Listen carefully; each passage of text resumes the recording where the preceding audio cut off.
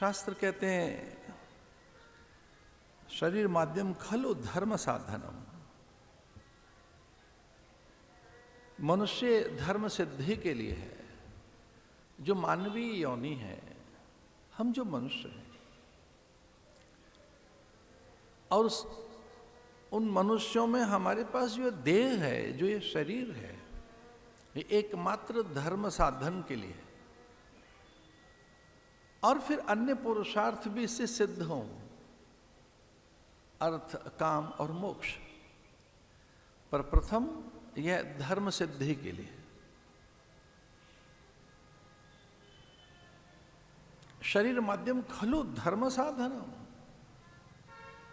खलु एक विशेषण है, एक विशेष बात है कि ये ध्यान दिया जाए कि धर्म की सिद्धि के लिए ही ये देह है।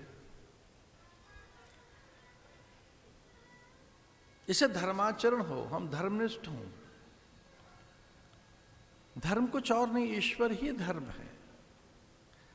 इसका अर्थ है कि ईश्वर की प्राप्ति के लिए, ईश्वर माने जो सत्य है, उस सत्य को अनुभूत करने के लिए, जो यथार्थ है, जो वास्तविकताएं हैं, उन्हें हम जान लें।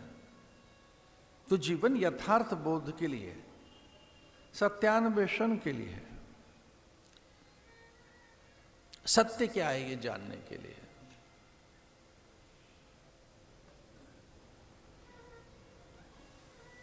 अपने अस्तित्व को अनुभूत करने के लिए, अपनी निजता,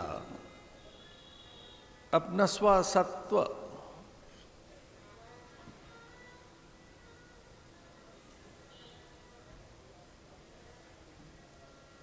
और उसके लिए जो पहला साधन है वो विवेक है। क्योंकि यहां सत्य ढका हुआ है, सत्य उजागर नहीं है। सत्य माने जो नित्य है, शाश्वत है, सनातन है, जो कभी मिटता नहीं है, जो तीनों कालों में रहता है, जो त्रिकालाबाधित है, जिसे कोई काल बाधित नहीं करता है, वो सत्य है।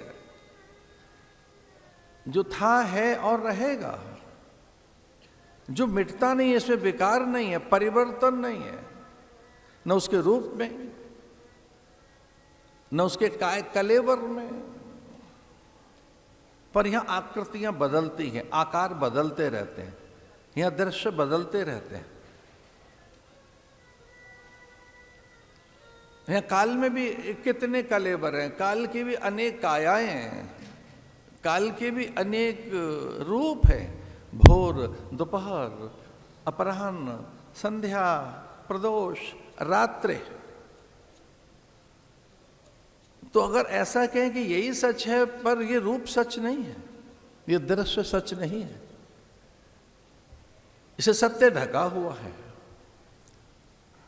उस ढके हुए सत्य को, उस सत्य का आवरण हम उतार सकें, उसे अनावृत कर सकें, वो बड़ा उद्यम है कि ढके हुए सत्य को उघाड़ सकें।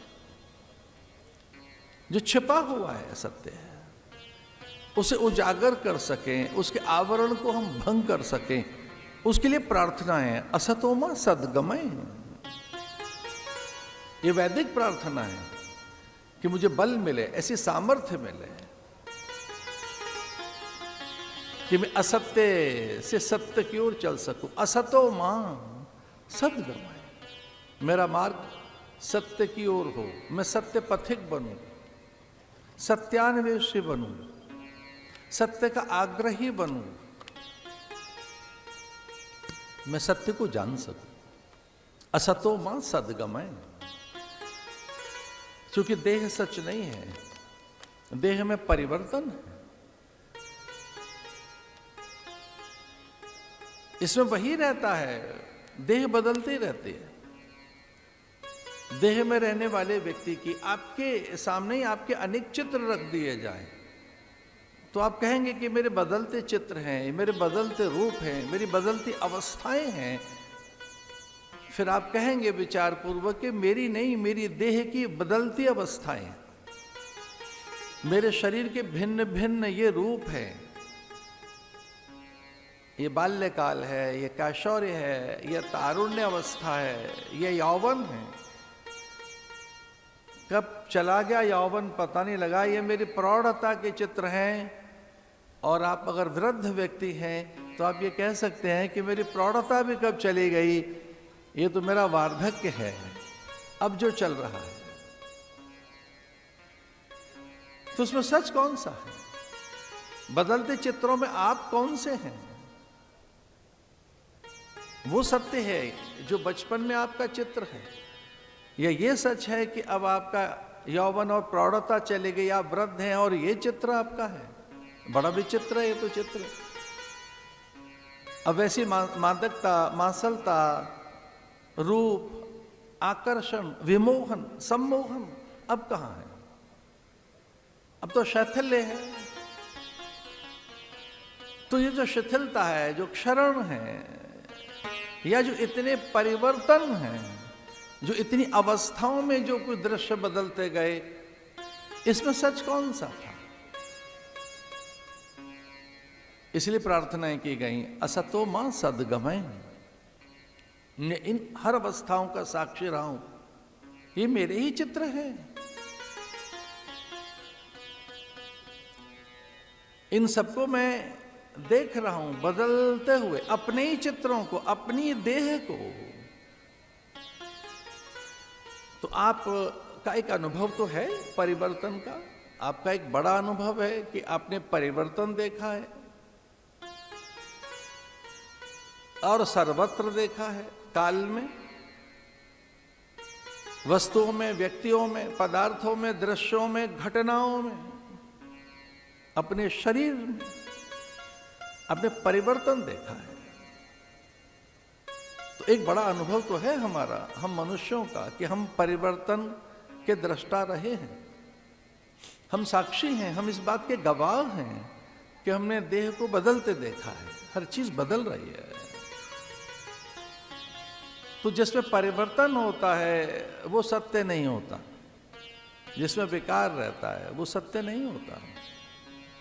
इसलिए प्रार्थना की गई, असतोमा सद्गमय, मैं सत्य जान सकूं, उस सत्य के लिए मुझे प्रकाश मिले कि मैं देख सकूं। तमसोमा ज्योतिर्गमय, चूंकि अंधकार में कुछ दिखता नहीं है, अंधकार में एक विवशता रहती है, उसमें बोध नहीं होता। इसलिए मुझे प्रकाश मिले। तमसोमा ज्योतिर्गमय, अद्भुत प्रार्थनाएं। मृत्योर्मा अमृतम गमय। मैं था बचपन में भी, जब ये मेरा चित्र था, और मैं तब भी था, यौवन के चित्र में भी मैं था, हर अवस्था के चित्र में मैं था, हम थे। तो वो जो हम थे अविनाशी, जो हम जस के तस थे, आपको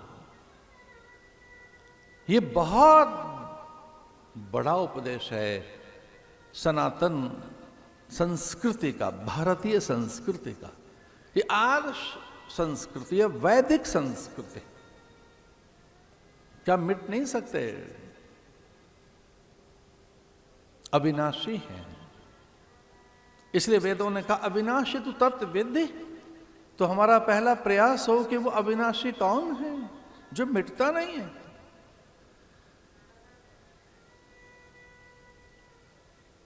उसका क्या लक्षण है? वो कोई रूप नहीं है, कोई दृश्य नहीं है, वो तो बदलता ही नहीं कभी, सविज्ञेय, उसे जानना है। तो मनुष्य का कोई धर्म है तो सविज्ञेय, वो जानना हमारा पहला धर्म है। आत्मनम तो तत्विद्य ही, उसे पहचानना हमारा पहला धर्म है। मृत्योर्मा अमृतम गमय, मैं जान सकूं कि वो मुझ में अमरता क्या है। मैं तो था, मिट्टी तो ज्यों की त्यों है, बस वो बदल गई। उसने अपनी सत्यता, घड़े को, कुल्हड़ को, सुराही को, दीपक को ऐसे देखकर, और वो जस के तस है मिट्टी उसमें, पर चूंकि बदली हुई मिट्टी है तो अलग अलग अलग रूपों में दिख रही है। वो मिट्टी कहीं घड़ा दिख रही है, कहीं सुराही, कहीं दीपक, कहीं कुल्हड़, और कहीं मूर्ति। मिट्टी ने अपनी सत्यता दे दी, आकार से कहा लो। मिट्टी में एक नया आकार, एक नई कल्पना। कुंभकार ने प्रस्तर में एक नई कल्पना डाल दी। स्थपति ने, स्थापत्यकार ने, वास्तुकार ने, शिल्पकार ने, ताम्रकार ने, लोहार ने, सुनार ने सोने में एक कल्पना डाल दी, एक आकार डाल दिया। सोने को कल्पना के साथ जोड़ दिया, एक आकार के साथ जोड़ा, तो स्वर्ण कुछ अलग दिखने लगा कि वो कानों में है, कि नासिका में है, कि कंठ में शोभित है, या वो मुकुट बनकर मस्तक पर है। स्वर्ण किरीट, स्वर्ण मुकुट है तो वो सोना ही, पर मुकुट है, वो ताटंक है चूंकि यहां है। आकार से भिन्न हो गया सोना, पत्थर भिन्न हो गया आकार से। वो अलग अलग अलग प्रतिमाओं में पूजित है, प्रतिष्ठित है। अब उसका नया नाम है, अब उसका नया कोई रूप है, लेकिन है वो पत्थर। मिट्टी का कोई नया रूप है, अलग पात्रों और बर्तनों पर है वो मिट्टी। ऐसे हमारे रूप कितने अलग हैं।